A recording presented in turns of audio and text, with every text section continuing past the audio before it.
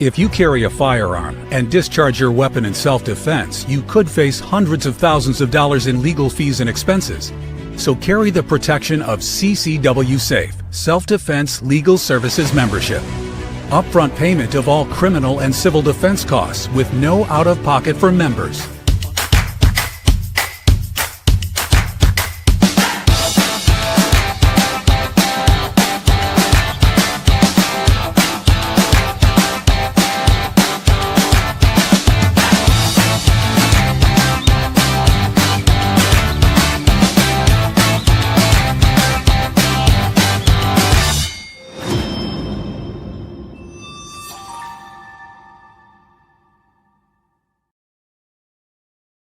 The drone war you've watched overseas is already flying over American soil, and the men guarding the bases can't always shoot back.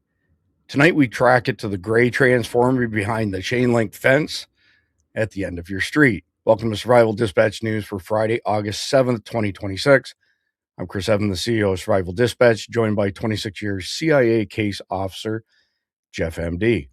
Bottom line up front, cheap drones proven in combat are probing American bases and infrastructure.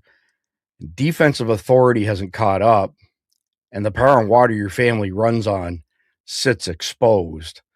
So jumping directly into segment number one, what combat drones do to undefended American airspace. The FPV drone that guts armor in Ukraine costs less than a used riding lawnmower, and it flies the same over Georgia as it does over the Donbass. In March, security forces at Barksdale watched waves of 12 to 15 drones work the flight line for a week, jamming resistant operators never identified.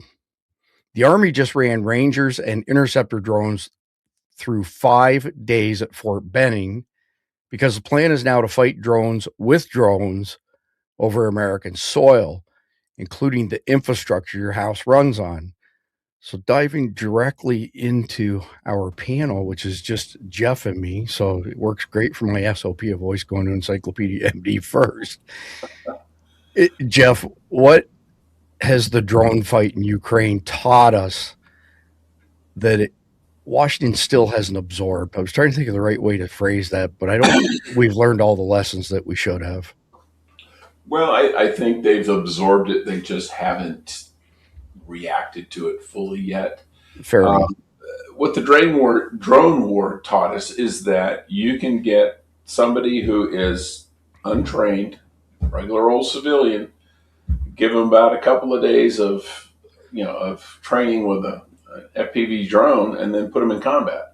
And it's not like taking a soldier and giving him 2 days of training and putting him in combat, because he's going to get his ass shot. But with a drone, they're just sitting back somewhere flying it. They got a joystick and a camera, and they're not going to get shot. And the cost of their mistake is the loss of a drone. And I'm sure what they do is they start them off with cheap drones that are probably just visual only. I mean, they're basically little recon drones. So if you lose one, it's $30, $40. It's not that big a deal.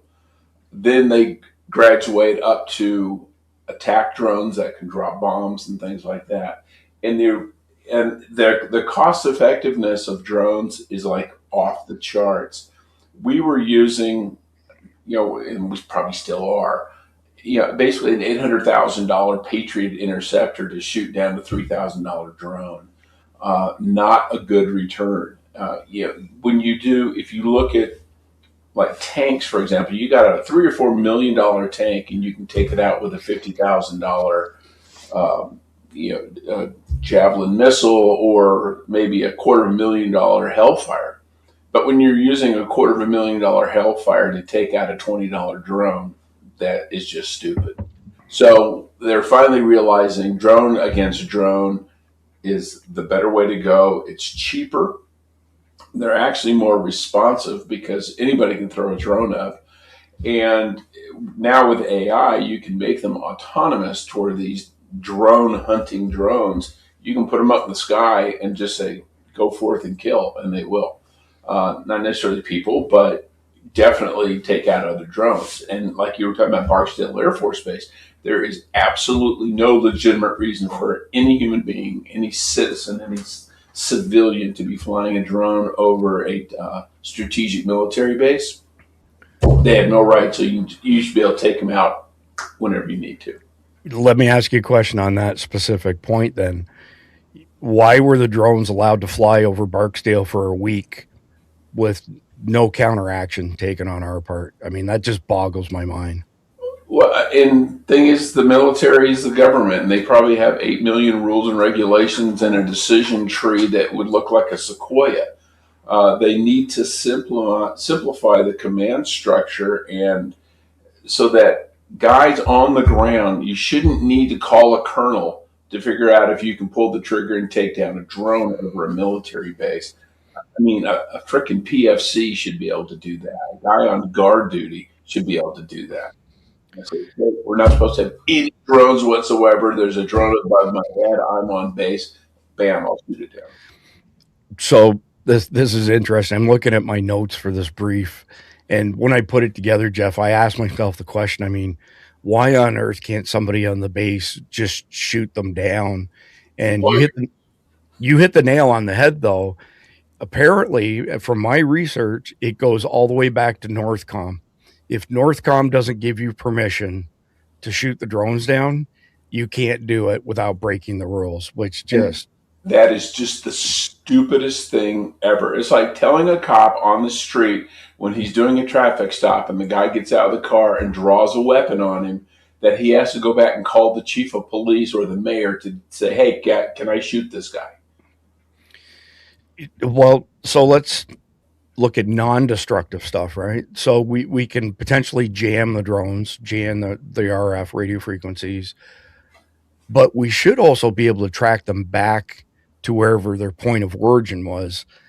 Give me your thoughts on both of those, because if we jam them, then they can't return back. We can't follow them. But if we let them go back to the original source, Lord only knows where they've uploaded their footage to, probably DJI, which is the CCP arm of the biggest drone manufacturer in the world, right? So Give me, just juxtapose those two things, jam them versus falling them back, since we're not allowed to kinetically take them down. Yeah, jamming them, you're going to run into issues of who else is using that frequency or that range of frequencies, because you're not going to jam just a specific frequency because you won't know which one they're using. So you're going to jam a spectrum.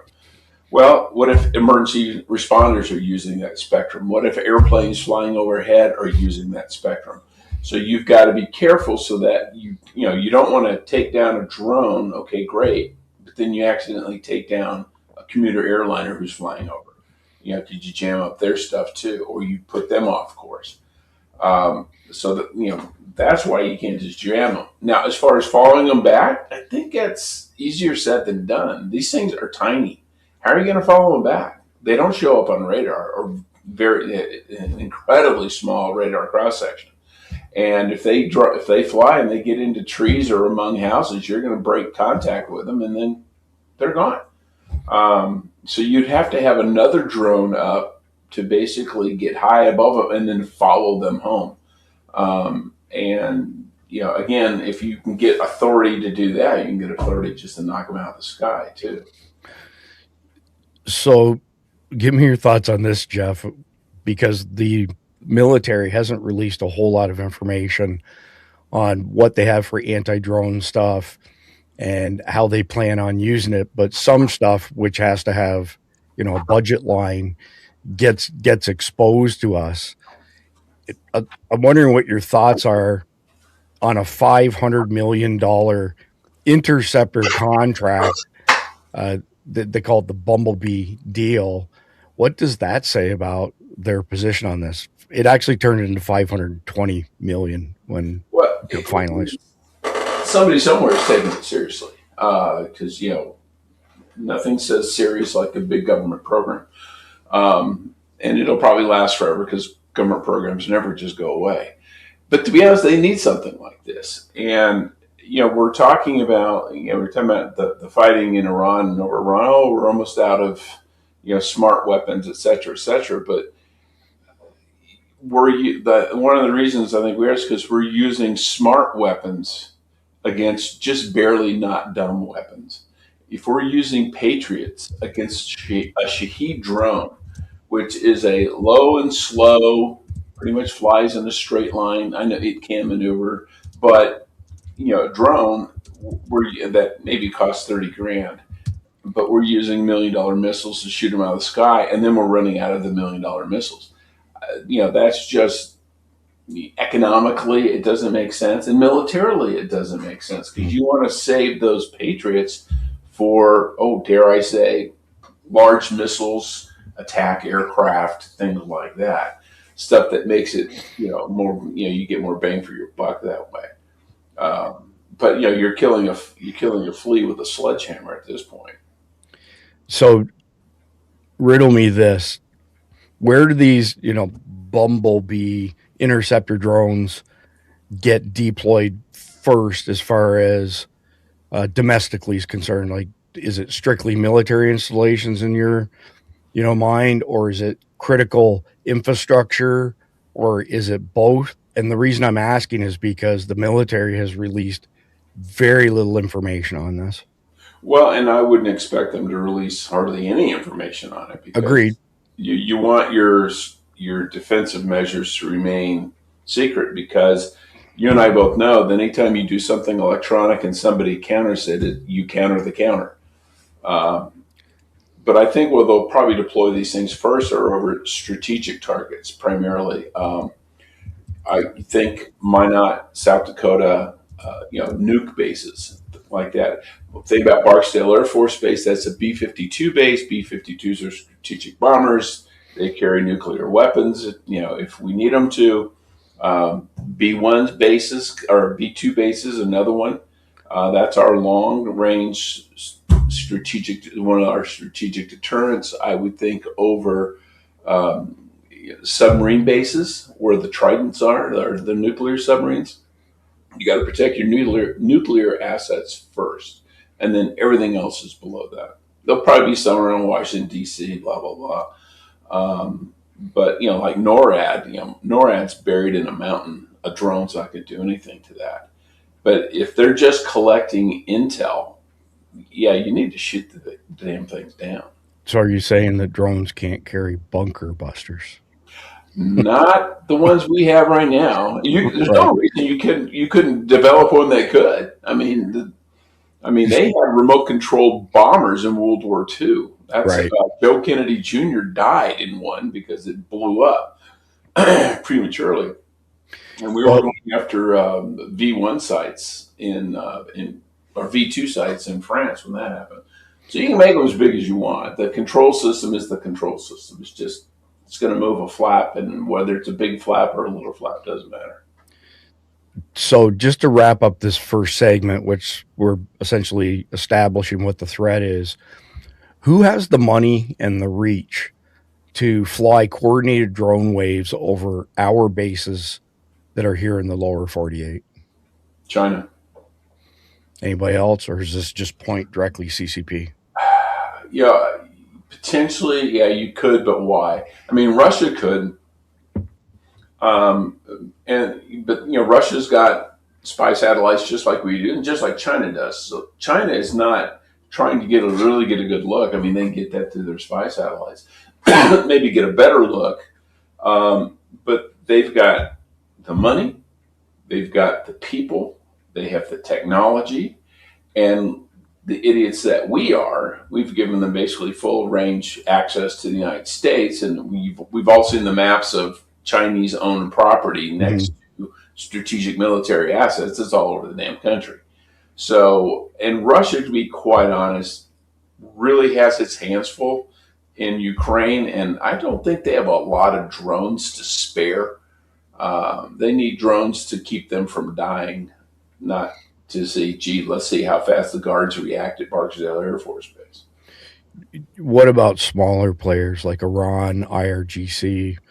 Well, I think Iran's in the same boat as Russia. They could, but I think they lose the coordination aspect of it because, they're getting pummeled. You need somebody who's got the wherewithal, the resources, and the patience to do it. If I'm Iran, other than poking us in the eye and making us feel uncomfortable, what do they gain by flying over Barksdale Air Force Base? We're not B-52s aren't dropping bombs on Iran. We don't need them. We haven't used them there. We may have used them a few times, but that's not a primary weapon. That doesn't really gain them anything. So I'm just thinking about if you're going to go to all the trouble to do this, there's got to be some reward at the end of it that's going to make a difference. And again, I don't think Iran, right now, they got bigger fish to fry than to deal with that. And so does the Soviets. So I would just say it's got to be China.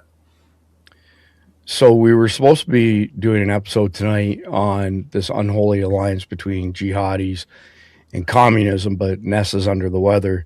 So we'll try to do that next Friday. But that unholy alliance, jihadi terrorists and communists, and cooperating and working together, what do you think of the hypotheses that Iran and Russia don't need to fly these missions over our bases because China's got it covered, and China will share information that could hurt us more so than anything else? Well, absolutely.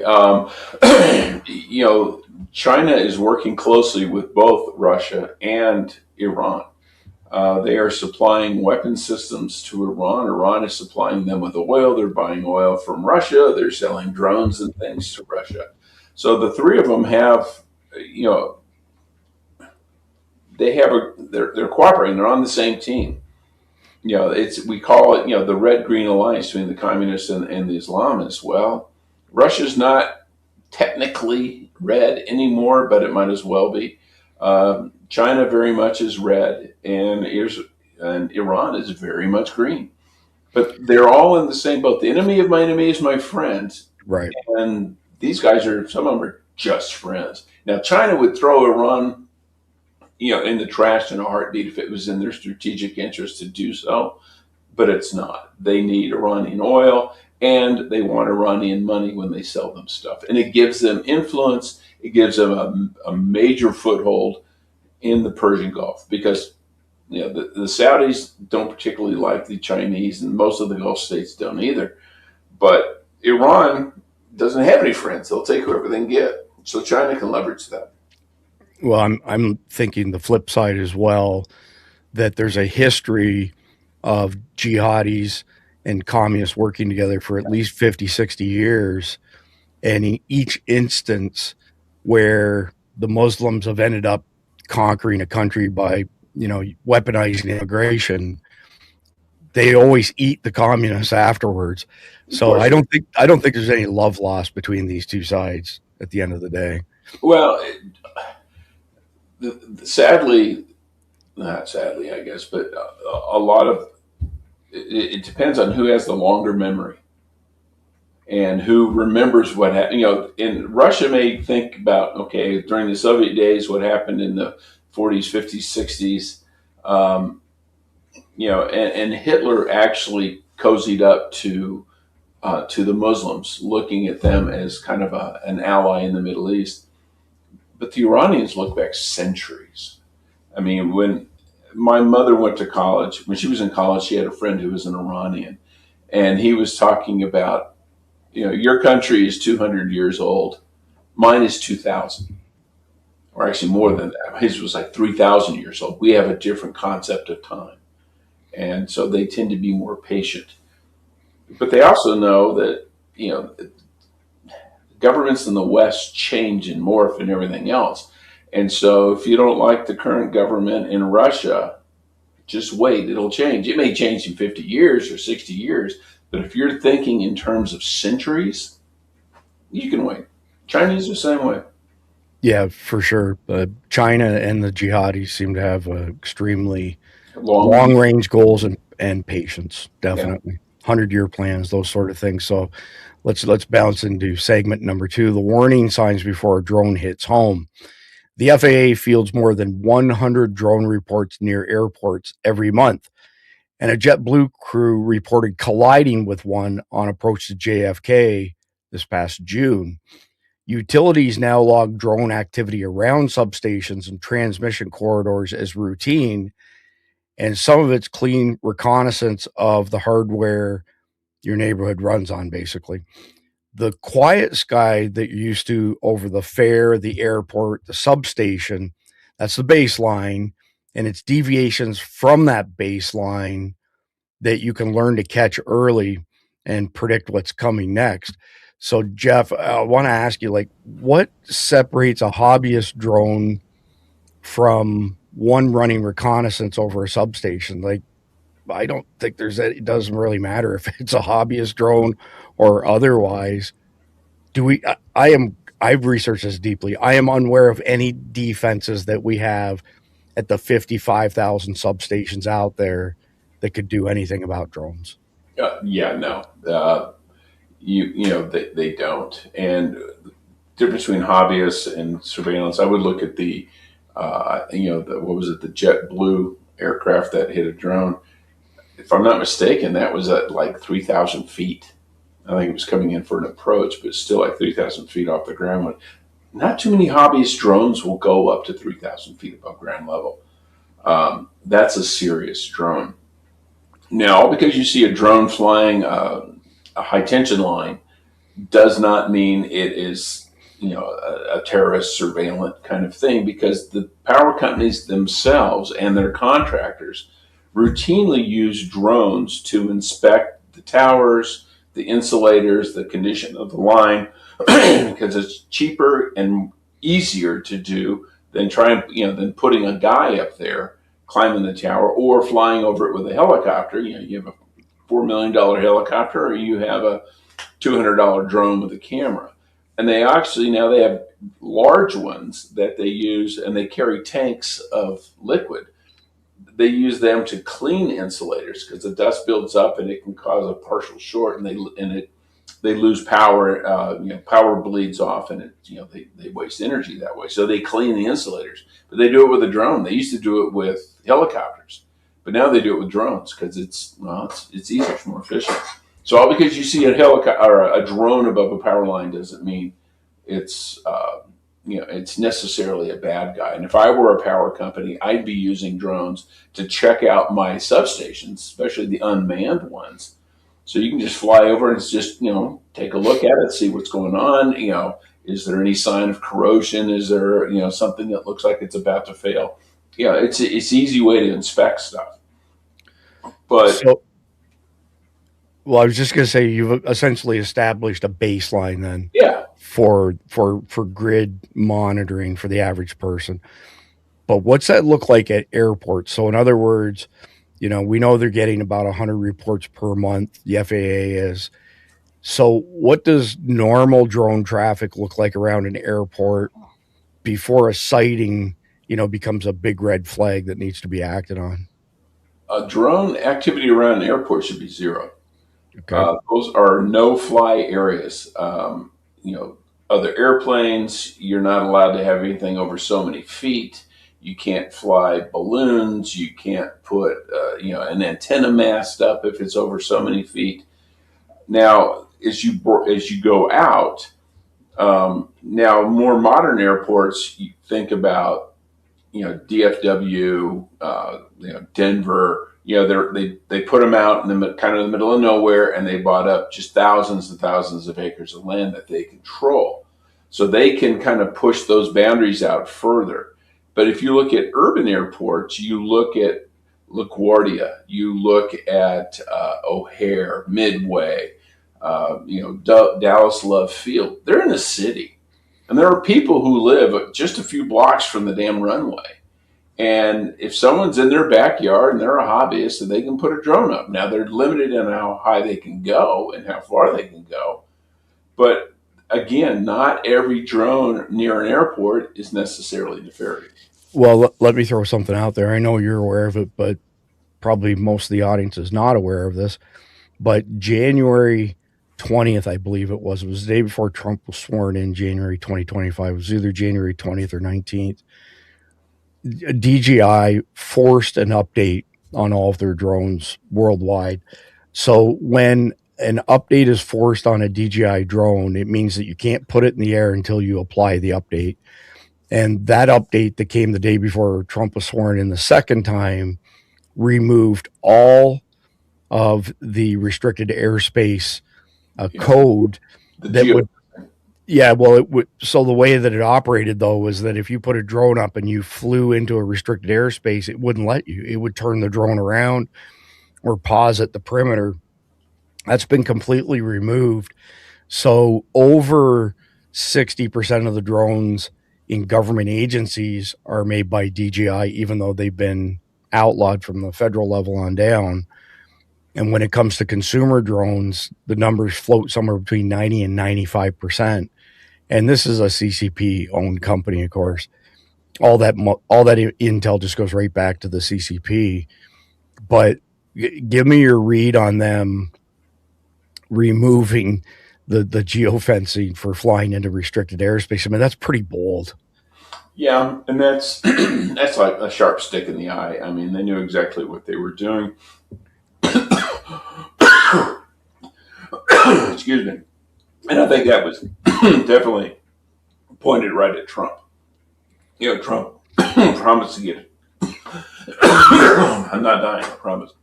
Okay, Trump don't die on air. Okay. Yeah, Trump promised to crack down on the Chinese, and this is their way of saying you can play that game. Yeah, my read's exactly the same, and when I first heard it, that was exactly my thoughts. And shortly thereafter, we had some incidents where drones were flying over golf courses that Trump was actually playing at on, a particular day, which means there's more leaks, right? There's people who had information on where he was at specific points in time so they could gather intel. But let's go back to the JetBlue thing quickly here. So you're right. It was at 3,000 feet. They were over the coastline. They reported this strike. They landed safely. But the pilot didn't even see it until like the last millisecond, basically.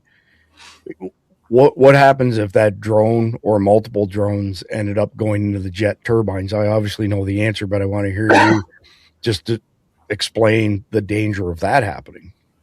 Yeah, anytime if an engine ingested a drone, especially a drone of any size, it would probably, because they're spinning thousands and thousands of RPM, you would lose turbine blades. Turbine blades are made of titanium. It's like sending a missile through. They do have cowlings to try and contain that so it doesn't go into the aircraft itself and kill people. But cowlings fail too. But the engine would fail. And if it went into both, because now all airplanes are ETOP 2 and 2-engine ETOPs, so that they can fly on one. That's why you don't see 4-engine. No, they haven't built a 4-engine commercial airliner since the A380, that big double-decker guy. Mm-hmm. So if you can take out both, plane goes down. You take out one, plane may still go down, just depending on weather and how far they are. And what they're going to do. They can fly and land on one engine, but it definitely is a potential disaster. If some reason the second engine fails because they've throttled it up or something like that, people will die. Planes will fall out of the sky. Just out of curiosity, and maybe you don't know, but how big would the holes be in essentially that filter in front of the jet engines?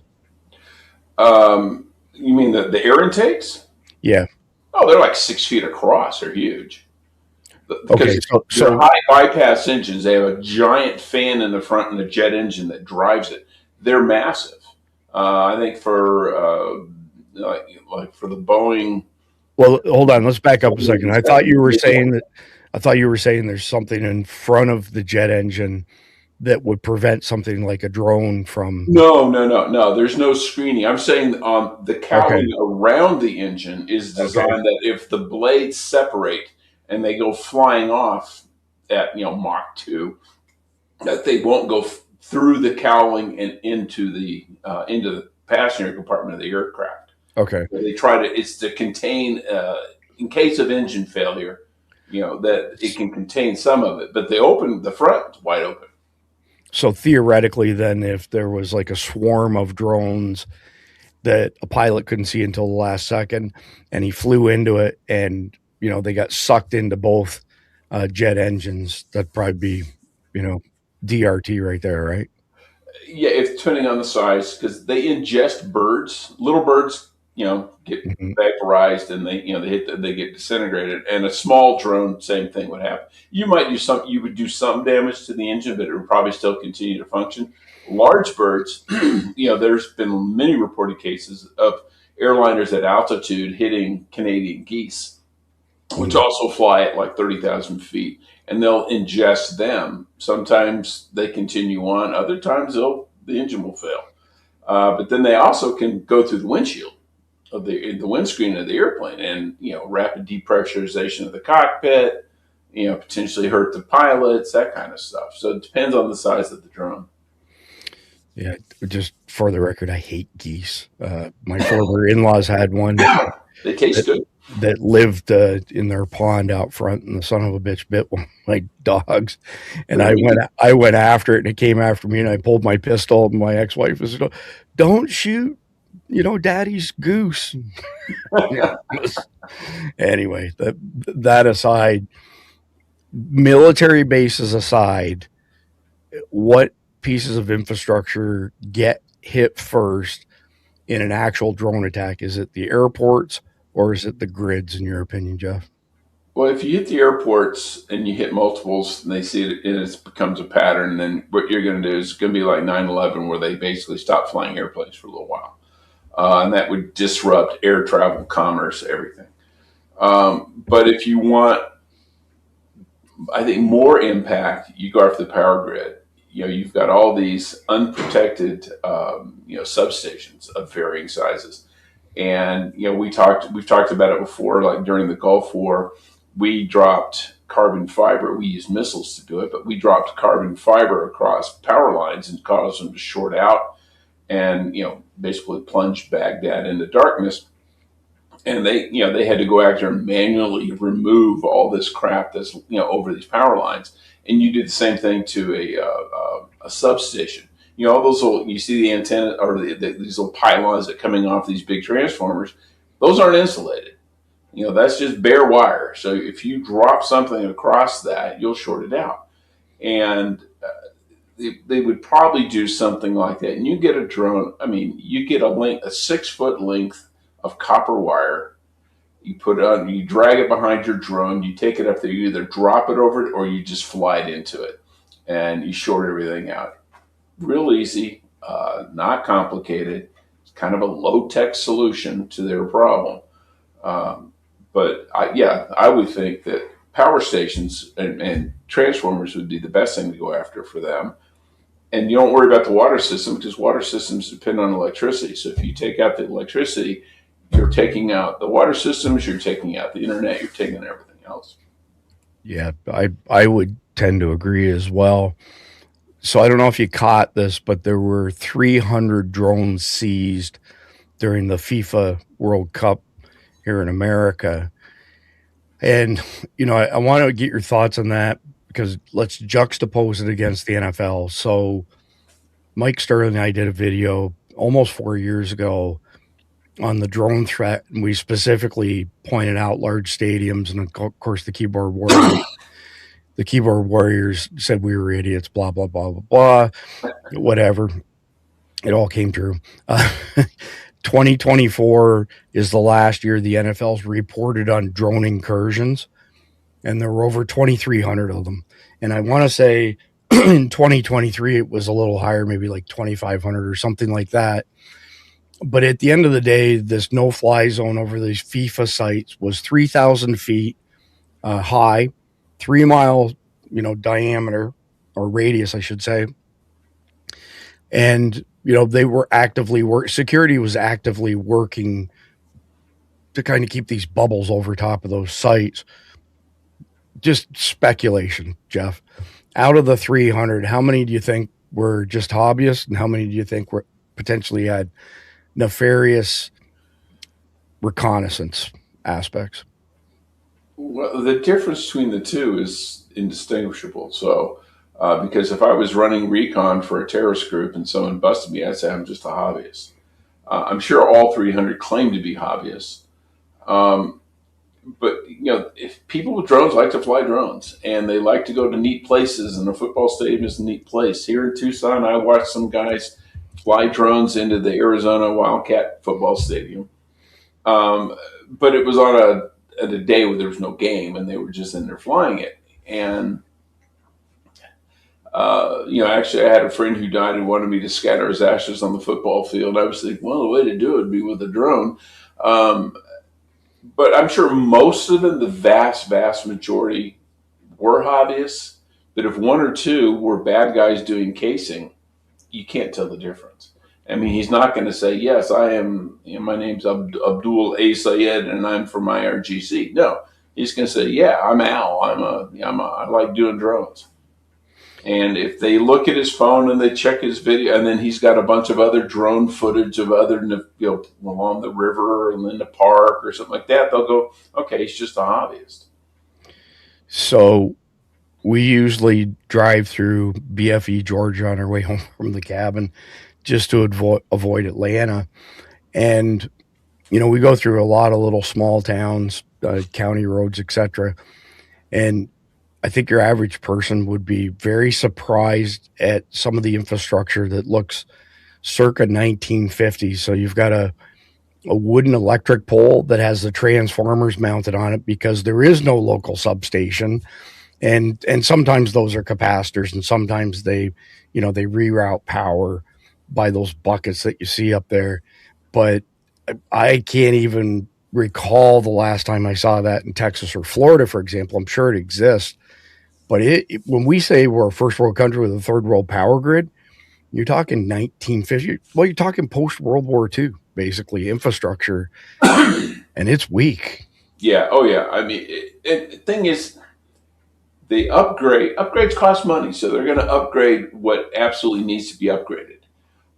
In Florida, for example, they have hurricanes. Power lines get knocked down. So if you've got to replace it and you can put it underground, great. New developments, they always put it underground because it's easier to do it from the beginning than to retrofit. It's like in California, they wanted to bury all their high tension power lines. We're talking about the 500 plus kV lines, and they said, yeah, we can do it. It'll cost about $12 billion, and you're going to need to raise our rates so we can pay for it. But and they haven't done it. But I was hiking here in Tucson. I was hiking up in the foothills of the Catalinas, and there were a line of power poles, wooden power poles, going up to the top of this 9,000 foot mountain. Dang. And it was like three lines, real skinny. It looked 100 years old. And what it was doing, it was taking power from Trico, or local cooperative, up to the top of that where there's cabins, and there's a little place up there called Summer Haven. I was looking at the poles. I went and looked at one. They have tags on them, that metal tags that are nailed into them when they were installed.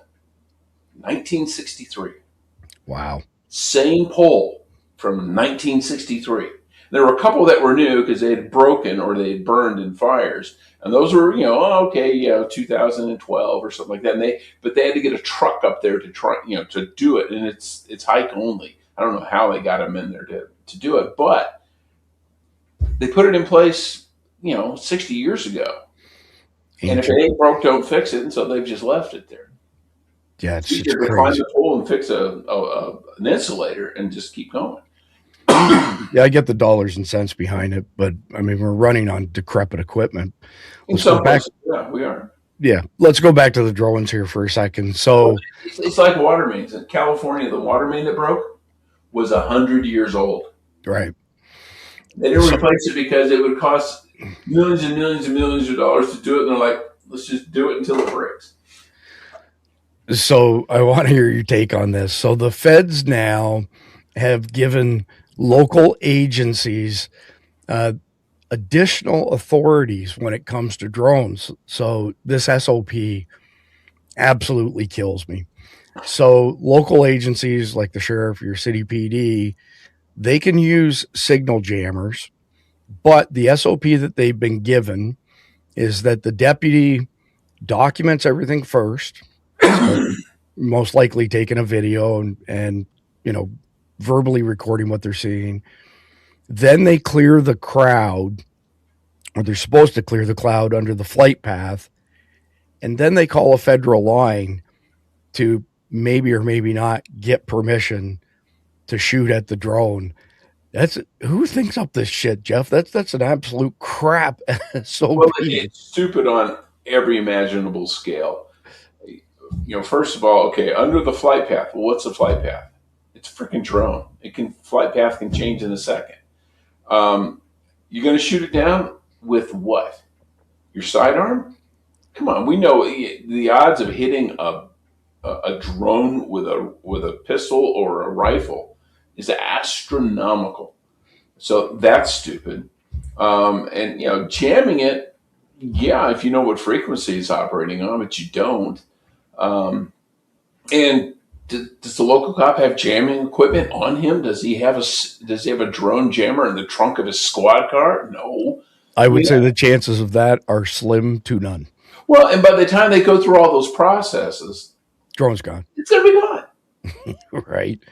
It's golly. Sometimes we just can't get out. That was created by a lawyer and somebody who's like, I need to limit. We're doing this to limit liability, not solve a problem.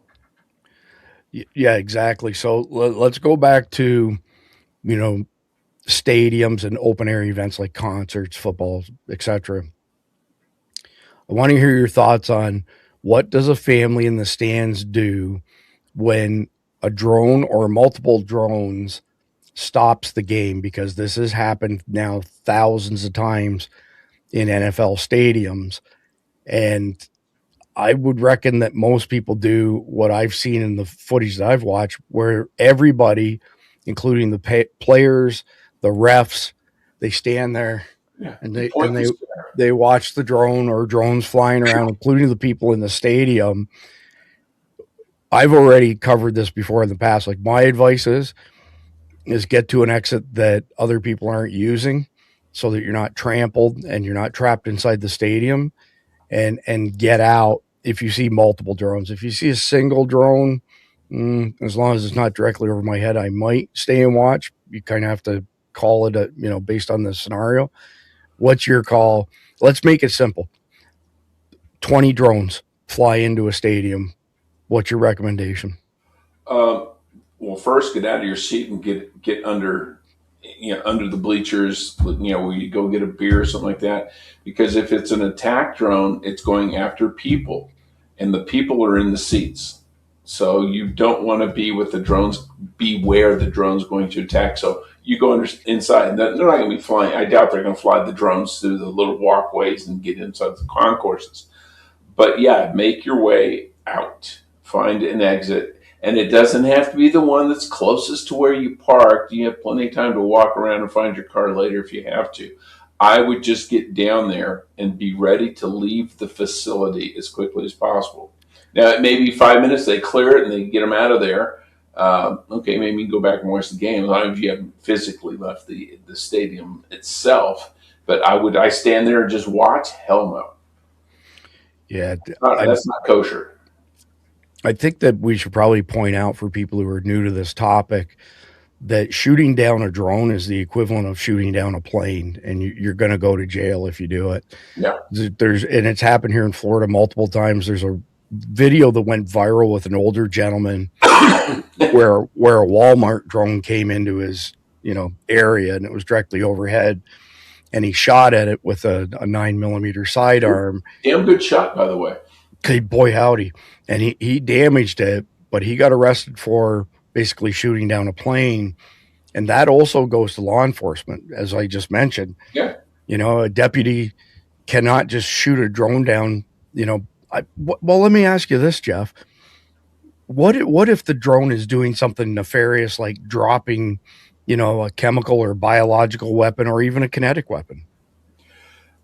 I think in that case, you would, at least law enforcement would be justified in doing it. It's sort of like if you're walking down the street and you've got a gun on your hip, they can't just shoot you. But if you're walking down the street and the gun's in your hand and you're pointing it at people or shooting people, yeah, they're going to shoot you. It's the same I think it's the same situation. what did they could say? I had to do this to ensure public safety. So we're not attorneys. We're not giving you legal advice. You know, I would consult an attorney for the, you know, all the fine print on this stuff. But here's where my mind goes on this, Jeff, is, you know, I live in Florida. We were the first state to have stand your ground laws. It's 3 sentences long. And it essentially states that your life doesn't have to be in danger to use stand your ground and shoot somebody. Your perception has to be that either your life or somebody else's life is in imminent danger. I would think in Florida, and again, I'm not an attorney, and Texas as well, Texas has strong stand your ground laws, that if a drone starts doing something like unleashing kinetic weapons, or there's lots of drones out there that are for spraying farmers' fields, and they start spraying stuff over a public venue, knowing what I know and the research I've done over the past 5 years on this topic, I think you'd be justified in taking a shot at it. Now, like you said, whether you hit it or not, that's a whole other story, especially if they're flying fast. So before you comment on that and we move into segment 3, Grand Thumb, Mike Jones, he did this killer video, Jeff, where he had the world champion drone operator come to his property in Idaho. And he had another guy who, I can't remember if he was a Green Beret or some other unit of special forces, but he was an accomplished guy. And they had this drone operator fly these drones in to simulate an attack on Mike and his sidekick, and killed them 100% of the time. Okay.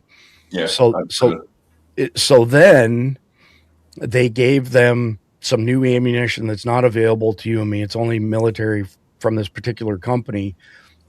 And it's a 5.56 round that it's kind of like, it's not a flechette, but the idea of how it breaks apart is. So I think it breaks into like 6 pieces, but it holds like a really tight pattern. Okay.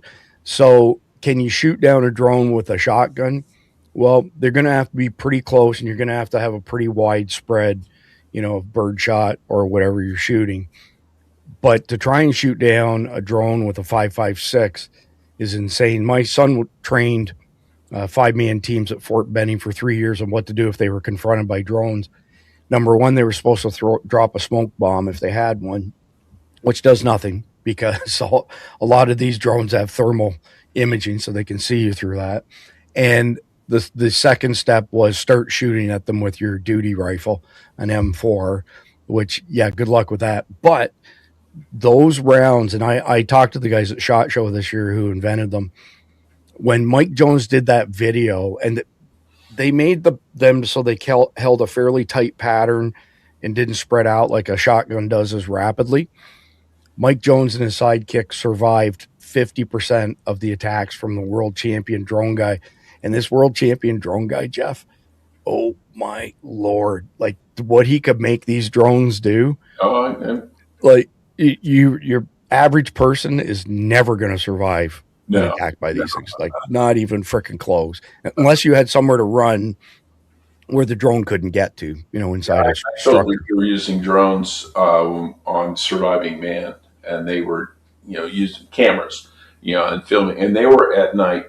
But these guys, the operators from the drone company, were the primary operator was a really nice guy, but he was a special forces guy. Okay, the drone operator.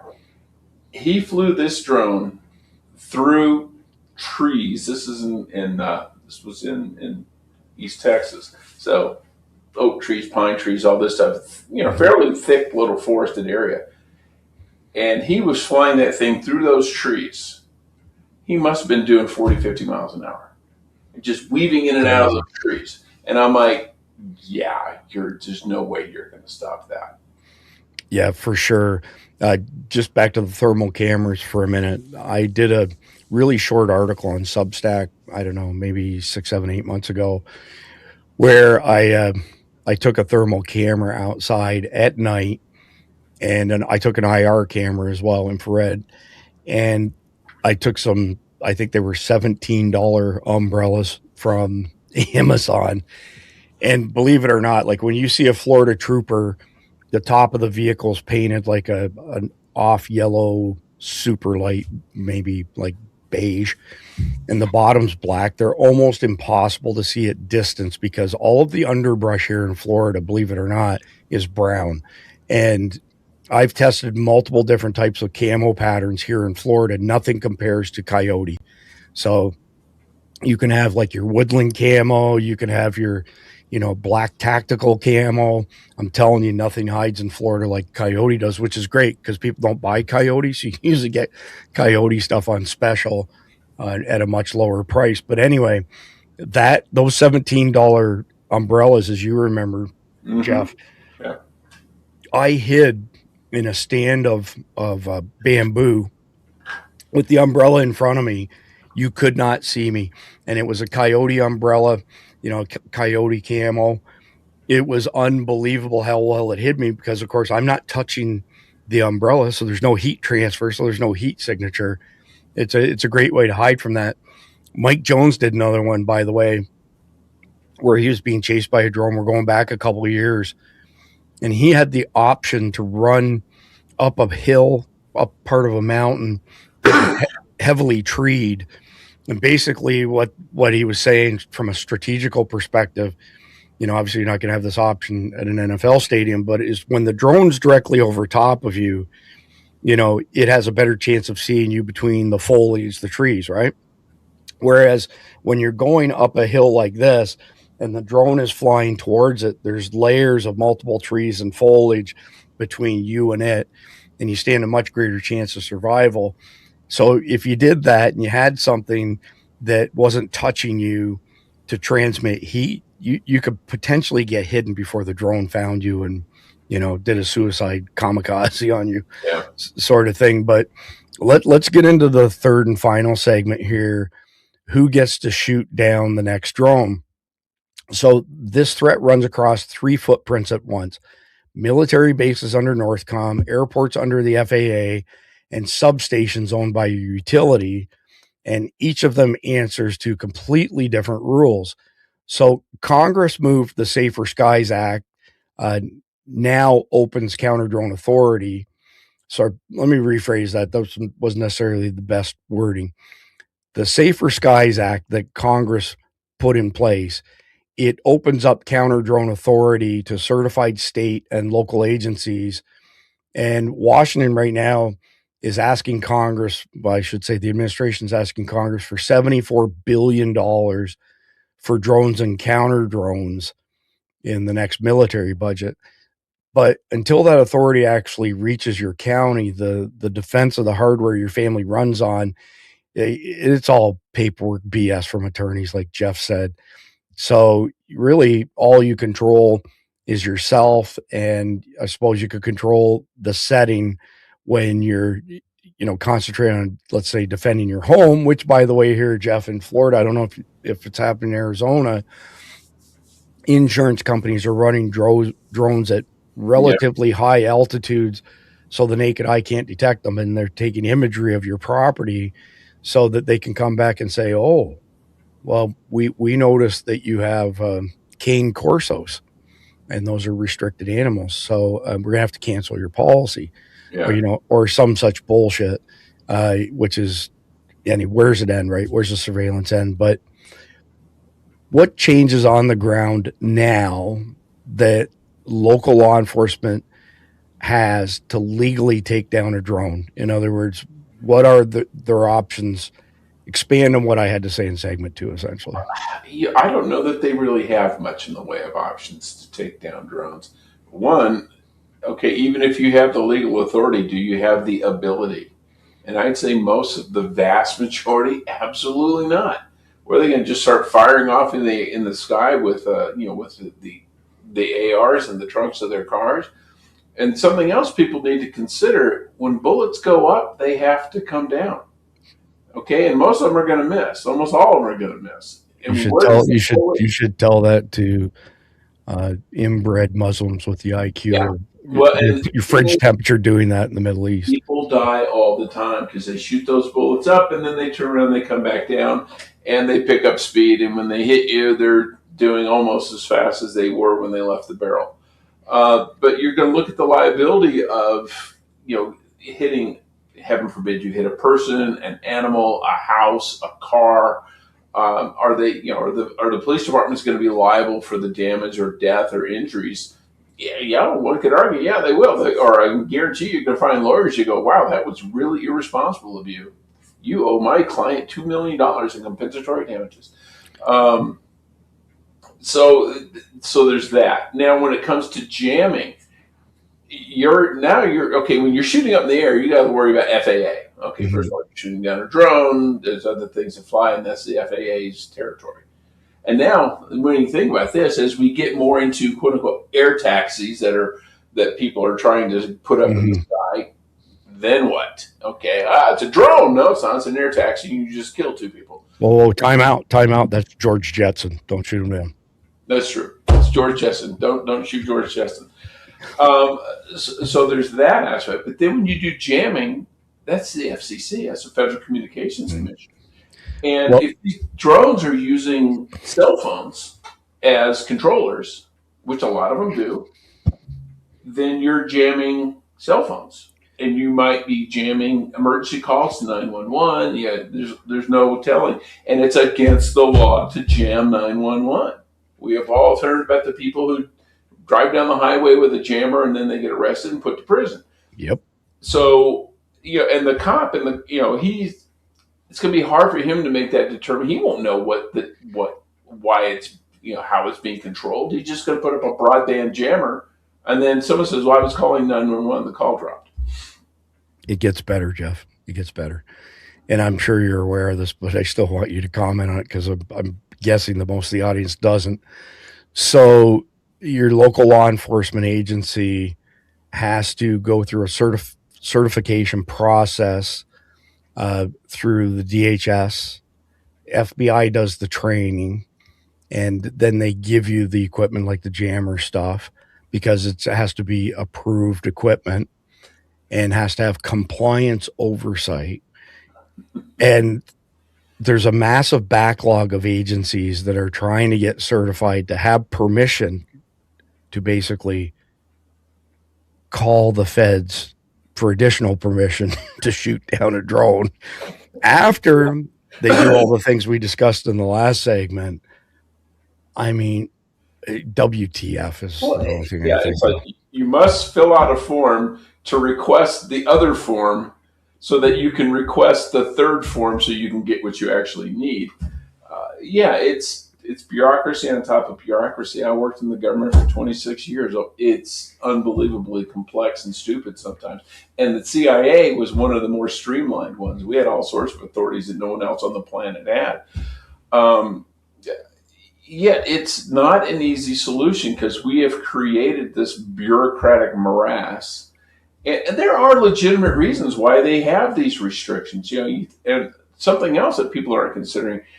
You think about people now that has smart medical devices. You may have a pacemaker that connects to your smartwatch and sends information back, and it may come back and say, okay, we need to boost the heart rate or something like that. Well, if you disrupt that with a jammer and somebody is having a heart attack and dies, or they have built-in defibrillators maybe that don't, and if you interrupt that somehow, well, now you're killing people.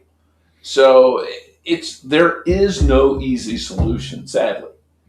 The best way to get rid of one, obviously, to get rid of a drone would be kinetically, I think, rather than electronically, because electronically goes all over the place, but kinetically does too. Anybody downrange from those bullets flying is in danger. So I've seen some agencies say that they prefer, the non-destructive means of taking them down so they can potentially get some intelligence. But listen to this one. So the portion of the military budget for domestic drone forces was $25 billion in the last budget. They're asking for $74 billion this time around. And this is everything like from counter drone stuff, interceptors, strike platforms, and, none of the exact numbers have been confirmed. But knowing what you know about how the government operates, how they spend money, how they end up doing stupid shit like paying $30,000 for a toilet seat for a Challenger, Yeah. Space shuttle. What's the $74 billion, potentially buy us, Jeff? A lot of studies. Oh my God. No, at the local level, I think the most effective thing that they could develop is a handheld, directional, more somewhat of a directed energy system that you can point it at the drone. It may have a radius of effectiveness of 10 feet, so you don't have to be right on target, and then zap it, with microwaves or something like that scrambles the circuitry on the drone and causes it to crash. You're not going to have bullets flying downrange that are unaccounted for. You're not going to be. It's going to have a limited footprint, so you're not going to be, disrupting the airliner flying overhead.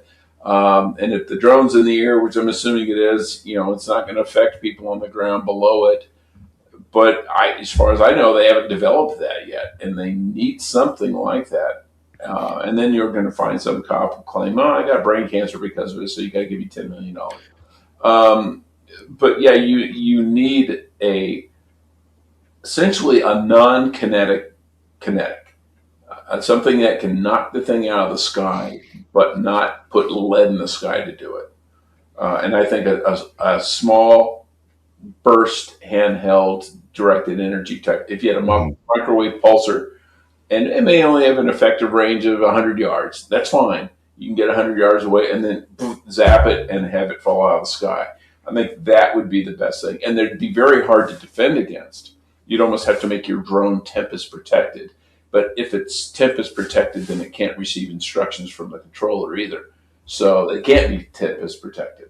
Well, I think the large scale military equipment is called Leonidas, if memory serves me right, which is a DEW that, hits an entire swarm of drones like this. But and it's a battlefield scale weapon, I believe. You're correct. So I know you're going to be shocked by this, Jeff, and I'm sure the audience will be, shocked as well.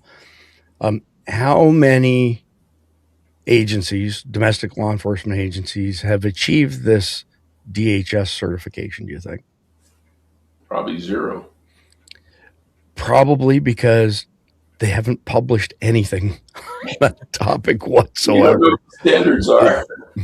It's the form to request the form. It's unbelievable. So on game day, like for an NFL game day, the federal flight restriction coverage extends to those stadiums. So maybe not, that provides the ability to defend a little bit better. I don't have a whole lot of faith that we're doing much to protect against that, but there's literally nothing for transmission lines and substations. No. For those of you who haven't watched our grid down stuff, we have 55,000 plus substations in America. We have 3 grids, east, west, and Texas. Texas is usually not connected to either. Occasionally it is to shunt some power, let's say, to help another grid. And out of those 55,000 substations, there are 9 that are critical choke points. You take those 9 out, you cut power to 95% of Americans. The 5% who still have power is because they're in between the first substation and the power generation plant. It's unbelievably weak. And as Jeff's pointing out, you can drop things like carbon fiber, aluminum on substations, transmission lines. They will short out, they're toast. And we've mentioned this before, but I'm going to mention it again just because all of those substations are different. They are uniquely built to suit whatever the load is, location, all of those sort of things. Yeah.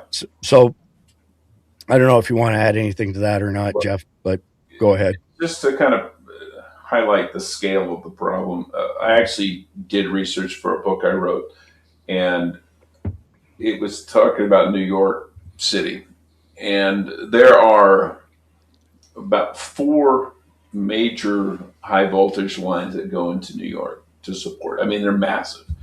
Because, New York City, Manhattan's an island, so it's got to come in from somewhere else, and they don't generate on the island anymore. But I found this one place north of New York. I'm not going to say where. I don't want to give anybody any ideas, but I did research, and I mean a lot of research on this. And there are like 4 major high voltage transmission lines that come into this one spot.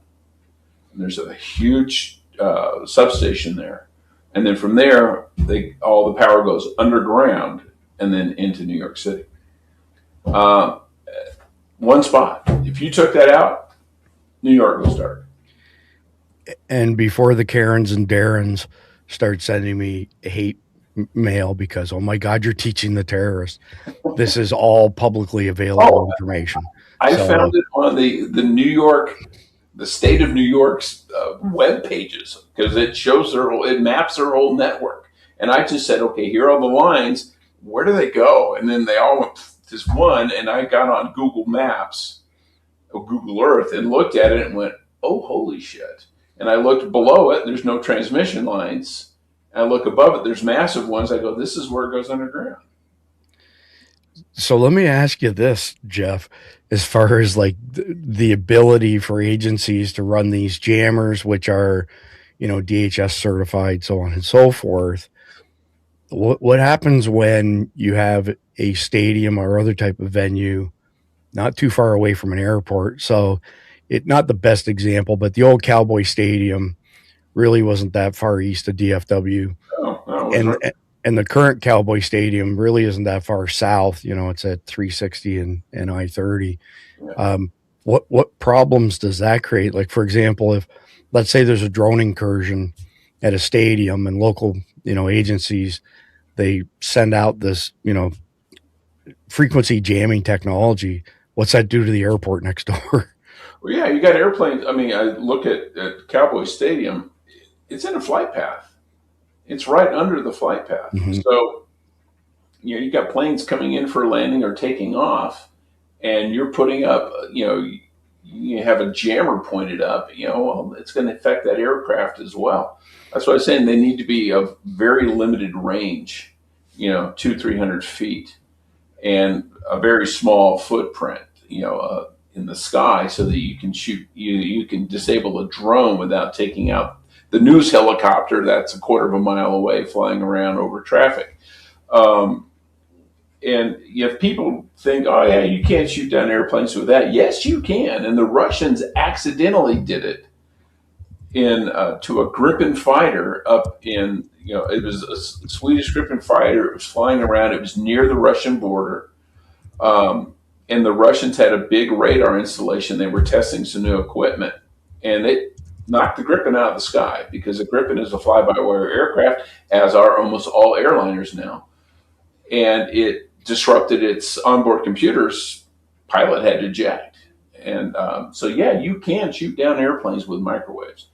It does work. So, yeah, if you have an old, Piper Cub or something that's all mechanical and cables and stuff, yeah, they'll be fine. But anything new, nope, you got a problem. Okay, so the new DHS rules on all of this prioritizes detection before mitigation, okay? So I was looking through some of the stuff when I did the research on this. So it's everything from radar systems. Of course, the weaknesses, it's hard to pick up these small things, even though they have, relatively high sensitivity compared to older ones. They've got RF drone detectors, so they can detect RF coming both ways, right? Because they have transceivers, which isn't really unique. I mean, we've had that technology for years, not necessarily targeted at drones. And you've also got cameras. They've got I want to say that they're called electric optical. I might be wrong on that. So, but it's similar to that to detect it. Then there's also acoustic detection systems. And then they've got ones that are like multi-sensor that add a whole bunch of the stuff that I just added, touched on there. This is a complicated subject. And I would think for an agency, especially a small agency that doesn't have highly trained technical people, these are not like simple devices. Maybe speak to that a little bit, Jeff. Like, this is not something that just your average person puts out. I'm not saying there aren't smart people in law enforcement. I'm saying No. it's a totally different skill set. Well, yeah, it is, and it's sort of like we've talked about, like everything's automated now. So you have a water plant that maybe had 10 guys working in it, and may only have 2. Well, these things are highly complex and highly automated as well, and they're probably designed to run with minimal input from the operators. So you don't have 20 guys trying to operate one of these machines. But conversely, if something happens or something goes wrong, it's one of these, you're going to have to ship it back to the factory to get it fixed, first of all. And they got to be calibrated. They've got to, they're very complex systems. And you're an IT guy. The more complex the system, the more likely something's going to go wrong. I always used to joke that computers allowed us to make more mistakes faster and more efficiently than we ever could before. And that's not a joke. I mean, it's true. If there's a glitch, it cascades. And, well, like today, when you were trying to get your studio working right, there's so many moving pieces that it's very difficult to get them all to work properly all the time. That's a true story. What Jeff's mentioning is that I duplicated most of the equipment in my home studio for the cabin, so I unplug my laptop and I go expecting that I'll come home and everything will be fine. But something changed we have several different security camera systems. Something changed on one of them, and it was creating this audio feedback loop between my laptop and StreamYard and my mic, and had me pulling my frickin' hair out. So, and I'm by the way, I mean, I'm a certified systems network engineer and programmer, and troubleshooting this stuff sometimes is like, what on earth? So let's check this out, Jeff. I want to show you a few things. So these are some of the devices, just so people who are watching out there, you can see what this stuff actually looks like. So these are all related to drone detection. And there's one coming up here before too long. Let me see. I think it's next one. That's at the Tampa Stadium right there, the Ray James Stadium in Tampa. So they are using them, and that is permanently mounted, as you can tell. And this particular model from this Defend Solutions, I have seen more of these than any other type out there. I don't know what their market share looks like, but that's what I've seen. Here's another one, obviously in a downtown core, but that's interesting there. That might be a college, could even be a high school football stadium if it was Texas. And that one has multiple different capabilities built into it. But if you go ahead, look at that. I just realized I left you off stage by accident. I just wonder if they have a shoot down capability as well. When they have that one can obviously track and everything. These are all tracking. These are all detection devices. If you had a microwave generator type thing, you could just tack it on the side if it's tracking the target, and then just zap it. Yeah, of course, with an appropriate power source, which is usually the issue with DEWs. You got to have something that can generate significant stuff. But basically, like, I wanted to wrap up segment 3 on what families can watch for that says your town, your county, is taking this seriously. So if you see any of the devices that I just showed, that shows that somebody is taking it seriously. I would imagine if you did a FOIA, you could find out if law enforcement was DHS certified, which, again, all that does is give you a phone number and permission to call. And by then, like Jeff said, drone's long gone. I don't know if there's anything else you want to add on that, Jeff, but go right ahead. I just say, I think if municipalities put as much time, effort, and money into drone detection as they did flock cameras, we'd all be a lot safer.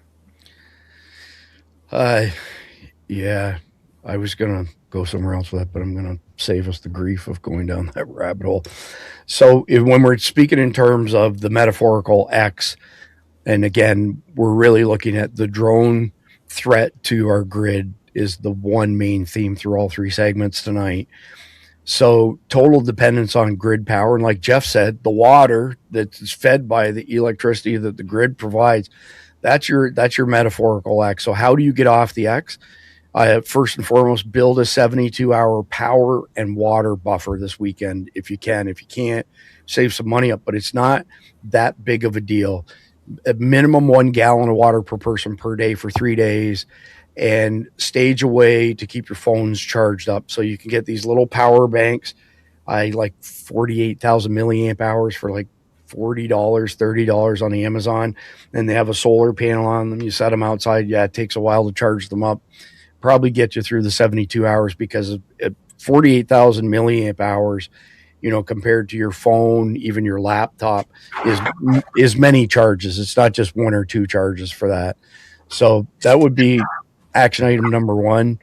And action item number 2 is write down your family comms plan on paper and define things like rally points, rendezvous points, rally points, out of state contacts, and where you go if all the phones die, and then put that in obvious places, like put it in your kitchen, maybe on a magnet on your fridge, put one in the glove box of each of your vehicles, so that you're not trying to figure out how to solve a comms problem. How do I talk to my family or my MAG, mutual assistance group, during SHTF?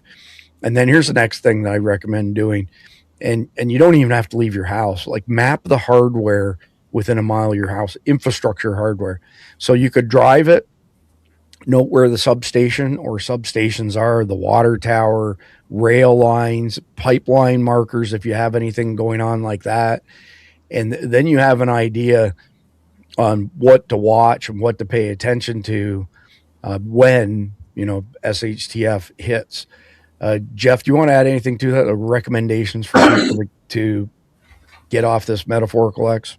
Yeah, when it comes to being able to recharge your cell phones and stuff, these guys, all right, this is an emergency radio. These aren't expensive. You can get them from, off of Amazon, but they have in the back solar panel. And then they've got these ports down here where you can plug in your phone charger. And so you could set this thing out in the sun. They have internal rechargeable batteries. And this will give you, it's not that efficient. It's a small solar panel. I mean, it's also got a crank if you really want to get physical with it. But this will give you emergency power for communications only if you really need it. And these are cheap. You should have one of these anyway, because this is where you're going to get your weather service radio and all your emergency stuff. You want to pick up anything on shortwave, this is what you use. But they have other uses as well, and one is to keep your phones charged up. Yeah, for sure. So apologies for the little delay there. I was looking for something, wanted to bring this up and show it to you and everybody else. I've already published my 2026 SHTF comms plan, but I am going to go back and add a piece actually on this topic that you just brought up, Jeff. So I like the Midland emergency radios a lot, but they're not cheap. Like, the really, really good ones are over $100. And there was a cheap one, I can't remember the name of it, sitting over there, but I can't read it, that was something like $39. I got this one because somebody recommended it. And for $49, this is by far and away the best emergency crank radio that also holds a charge and can charge your devices for the dollar. Yes, you can buy more expensive units, but for what this thing costs, the bang for the buck is pretty much unparalleled. So just wait for a week or so, and I'll have a full review published on this. It'll be on survivaldispatch.news. So speaking of Amazon, by the way, if you go to Amazon, search for Carnivalt freeze-dried meat, buy anything, leave a 5-star review, screenshot your review, send your receipt or your invoice from Amazon to sales@carnivalt.com. They'll send you a really cool, high-quality Carnivalt t-shirt. These are our primary sponsors. When you buy from them, we don't get any compensation on each sale, but they do help us. They're very generous, helping us defer some pretty big expenses we have, software subscriptions, that sort of thing. Pardon me. And we now have less than 24 hours for Greg Wasatch's ongoing promo before it ends. So if you go to wasatchwagyu.com, best jerky in the world, bar none. We're all in therapy for being addicted to it. I already had one today. Yeah, the amount of the stuff that we eat is just out of control. All of us and everybody I know. By the way, I gave some to my vet a couple nights ago, Jeff. Yeah. He's a friend of mine. He texted me. He's like, "Oh my God, I need more." And I gave him a fistful of them, and he said, "Yeah, I wiped them out." So yeah, I've got a bunch that I want to put in like a go bag. I fear it'll never make it to the go bag. Right. So yeah, I'd like to have just like a backpack with water and food and everything I need, and I can just grab and take off with. But I have a feeling the Wasatch will not make it. Yeah, it's crazy. So get that far. So here's the deal. My hat's over that way, but if you go to wasatchwagyu.com, buy $100 or more, use the discount code SD20, get 20% off. Greg's going to send you a really cool Wasatch Wagyu hat. He's a really cool guy. His swag is kick-ass. It's a great deal. Plus, you're getting like the best jerky in the world, bar none. That Wagyu fat is a game changer. All of our intelligence, urban survival stuff, most of our urban survival stuff goes right here, survivaldispatch.news. It also goes to survivaldispatch.tv. Survivaldispatch.tv is not available on YouTube. And there's a whole bunch of reasons for that I'm not going to get into. But the next episode's coming on Sunday. Don't miss it. This one here was one I did with Tony Blauer. And when I checked it this morning, it had 66,000 views. And there's only a handful of subscribers to this channel. Do me a favor, go to survivaldispatch.tv. If you don't have a Substack account, it doesn't cost anything. Sign up and follow this channel, please. Survivaldispatch.tv. And my other publication is Remnant. This is my post-apocalyptic scenario, Walking Dead. And let me connect all three of them for y'all who maybe don't see how they relate to each other. Survivaldispatch.news, which is what Jeff and I are broadcasting right now, is here's what's happening. And survivaldispatch.tv is here's what you can do if you're caught in those calamities. And Survival Dispatch Remnant is what real SHTF looks like, and it gives you the motivation to go back to steps 1 and 2 and maybe do something about it. But they are related to each other. Remnant has a cult following already. I get lots of people cussing me out because of the cliffhangers, and we're almost at the end of season 1, and y'all are gonna hate my guts when that gets published.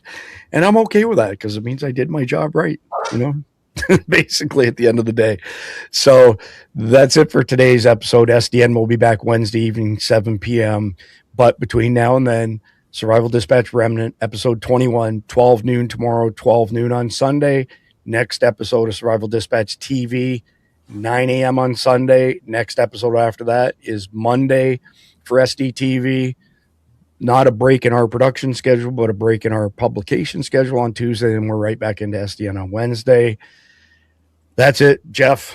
Appreciate your time and insight as usual. This is Chris Evans signing off. God bless our law enforcement officers. God bless our troops. God bless America. God bless. Be safe this weekend and enjoy the closing video.